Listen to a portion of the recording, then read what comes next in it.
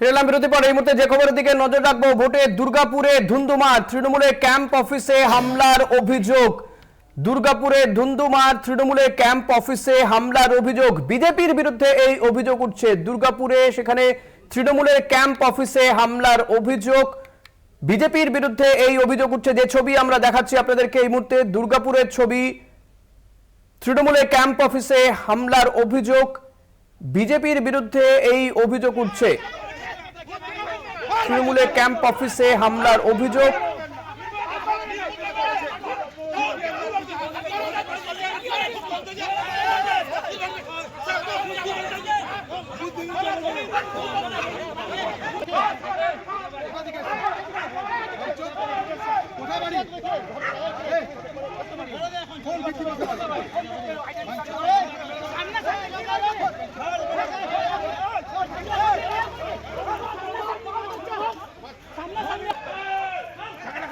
সঞ্জীব শুয়ে আছে। সঞ্জীব, ঠিক কি পরিস্থিতি এই মুহূর্তে সেখানকার?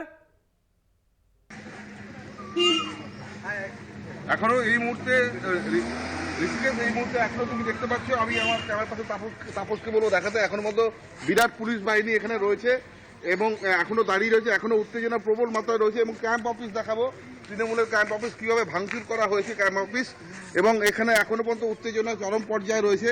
যেটা অভিযোগ যে আজকে দুপুর তিনটে নাগাদ এখানে যেটা অভিযোগ যে বিজেপি এবং সিপিএম তারা যৌথভাবে হামলা চালায় এই ক্যাম্প অফিসে এবং ক্যাম্প অফিস ভাঙচুর করা হয়। তৃণমূলের মহিলা কর্মী সহ বেশ কয়েকজন আহত হয়েছে বলে তৃণমূল সূত্রে খবর। আমার সঙ্গে এই মুহূর্তে এখানে তৃণমূলের বিভিন্ন কর্মী, তার মধ্যে রয়েছে প্রাক্তন কাউন্সিলর দুর্গাপুর পুর নিগমের ধৃতি বন্দ্যোপাধ্যায়।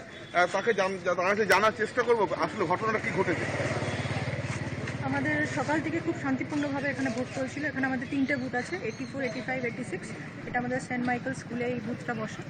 আমাদের আর বোধহয় 1-1.5 ঘন্টার ভোট টাইম যখন ছিল, তার মধ্যে হঠাৎ করে দেখি যে কিছু বহিরাগত ছেলেরা, তারা কিন্তু ওয়ার্ডের নয়, বাইরে 20-25টা বাইক নিয়ে ওরা ঢুকে যায়, একদম স্ট্রেট তারা বুথের ভেতরে ঢুকে যায়। তাহলে সেন্ট্রাল ফোর্সটা কি করছিল, কি করে তারা ঢুকে তারা ভেতরে ভাঙচুর করতে শুরু করলো। তারা নাকি বুথ ক্যাপচারিং করতে এসেছিল, তারা বুক ঠুকে বলছে তারা নাকি সিপিএম থেকে এসছে, বিজেপি থেকে এসছে।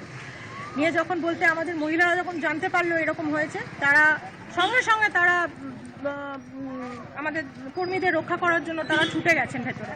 সেই সময় তাদেরকে এত জোর মারা হলো, মানে ছেলেরা মিলে মহিলাদেরকে মারলো। এটা সব থেকে নোংরা ব্যাপার একটা হয়েছে। তার মধ্যে একজন মহিলার লিগামেন্ট ছিঁড়ে গেছে, একজনের পুরো হাত ফুলে ঢোল হয়ে গেছে, মানে এত বাজেভাবে মেরে গেছে।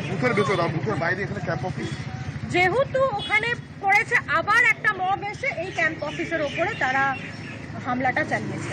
কিন্তু আমাদের কাছে যে ধৃতি বন্দ্যোপাধ্যায় আপনি বলছেন, আমাদের কাছে খবর আছে যে পাল্টা আপনারাও নাকি সিপিএম এর ক্যাম্প অফিস ভাঙচুর করেছেন, এই অভিযোগ কতটা সত্যি? না, আপনি দেখে নিন, এখানেই ক্যাম্প অফিসটা আছে সামনে, ওটা ভাঙচুর হয়েছে কিনা আপনারা দেখে নিন না। আপনারা ঘুরে একবার দেখে আসুন যে চেয়ারগুলো নিজেরাই তারা ফেলে দিয়েছেন। সকাল থেকে তো দুর্গাপুরে শান্তিপূর্ণ ভোট চলছিল কয়েকটা বিক্ষিপ্ত জায়গা ছাড়া, তাহলে এই ঘটনা বারবার ঘটলো কেন, আবার শেষ মুহূর্তে ঘটলো কেন? কারণ কি?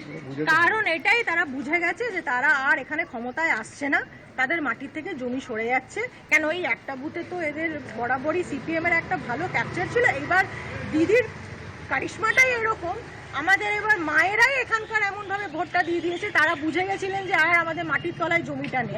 আসলে বুঝতে পারছি যে সিপিএম এর শক্ত ঘাঁটি দুর্গাপুর শহর, এই সিপিএম এর শক্ত ঘাঁটি দুর্গাপুর শহর। একটা সময় দিলীপ ঘোষ কিছুদিন আগেই বলেছিলেন যে গতবারে তারা এমএলএ এমপি হয়েছিলেন সিপিএম এবং কংগ্রেস বন্ধুদের ভোটে, এই কথা কিন্তু দিলীপ ঘোষ বক্তব্যে বলেছেন। অতএব এটা পরিষ্কার বোঝা যাচ্ছে যে তৃণমূল যে অভিযোগটা করছে যে সিপিএম এর সঙ্গে মিলিতভাবে বিজেপিরও কিছু সমর্থক রয়েছে এবং যৌথভাবে হামলা চালিয়েছে। বিশাল পুলিশ বাহিনী রয়েছে যাতে এখানে উত্তেজনা আরো বেশি না ছড়ায়, এবং আমরা সেই ছবিটাও দেখাচ্ছি। এখনো পর্যন্ত কমব্যাট ফোর্স থেকে পুলিশ মোতায়েন রয়েছে। কাউকে গ্রেপ্তার বা আটক করা হয়েছে সঞ্জীব এই ঘটনায়?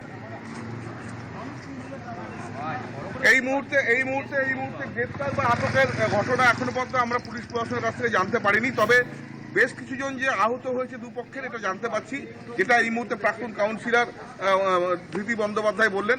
তবে পাল্টা অভিযোগও সিপিএম করছে যে তাদেরও ক্যাম্প অফিস ভাঙচুর হয়েছে, যদিও তারা বলছেন যে এটা সম্পূর্ণ মিথ্যে। এখন পুরো বিষয়টাই নির্বাচন কমিশনের হাতে নির্ভর করছে। এবার প্রশাসনিক কর্তারা তারা সকলেই আসছেন এবং তারা সকলে এসে জায়গাটা ভিজিট করছেন এবং সেই হিসাবে এখনো এই এলাকাটায় এখনো উত্তেজনা রয়েছে। এখন আমাদের নজর রাখতে হবে যে আদৌ কি ঘটনা ঘটেছে এবং যারা যারা অভিযুক্ত তাদেরকে কি এই ব্যাপারে গ্রেপ্তার করা হলো কিনা সেদিকে নজর থাকবে কলকাতা টিভির। ঋষিকেশ। একদমই, অনেক ধন্যবাদ সঞ্জীব। কথা বলছিলাম প্রতিনিধি সঞ্জীব সুইয়ের সঙ্গে। নিঃসন্দেহে আমরা এই বিষয়টি নিয়ে আলোচনাও করব, তবে এই মুহূর্তে সময় হয়ে গেছে ছোট্ট